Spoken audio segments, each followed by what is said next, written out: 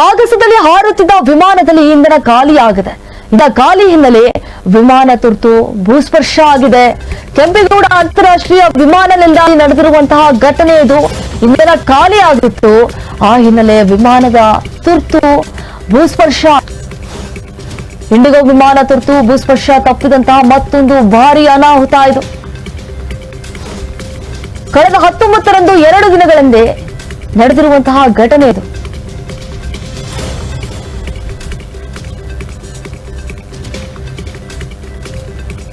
ಈಗ ತಡವಾಗಿ ಬೆಳಕಿಗೆ ಬಂದಿದೆ. ಗುವಾಹಟಿಯಿಂದ ಚೆನ್ನೈಗೆ ತೆರಳ್ತಾ ಇತ್ತು ಇಂಡಿಗೋ 6E 6764 ಅನ್ನುವಂತಹ ಸಂಖ್ಯೆಯ ವಿಮಾನ. 180 ಜನ ಅದರಲ್ಲಿ ಪ್ರಯಾಣವನ್ನ ಬೆಳೆಸ್ತಾ ಇದ್ರು.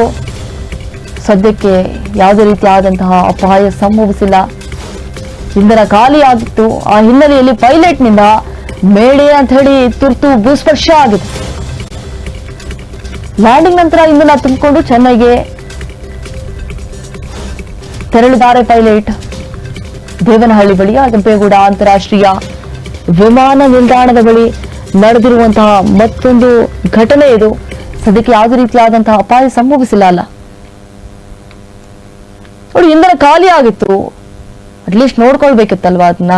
ಇಂಧನ ಖಾಲಿ ಆಯಿತು. ಆ ಹಿನ್ನೆಲೆಯಲ್ಲಿ ವಿಮಾನ ತುರ್ತು ಭೂಸ್ಪರ್ಶ ಆಗಿದೆ. ಕಳೆದ 19ರಂದು ನಡೆದಂತಹ ಘಟನೆ ಇದು. ಈಗ ತಡವಾಗಿ ಬೆಳಕಿಗೆ ಬಂದಿದೆ. ಗುವಾಹಟಿಯಿಂದ ಚೆನ್ನೈಗೆ ಹೋಗ್ತಾ ಇತ್ತು ಇಂಡಿಗೋ 6E 6764 ಅನ್ನುವಂತಹ ವಿಮಾನ.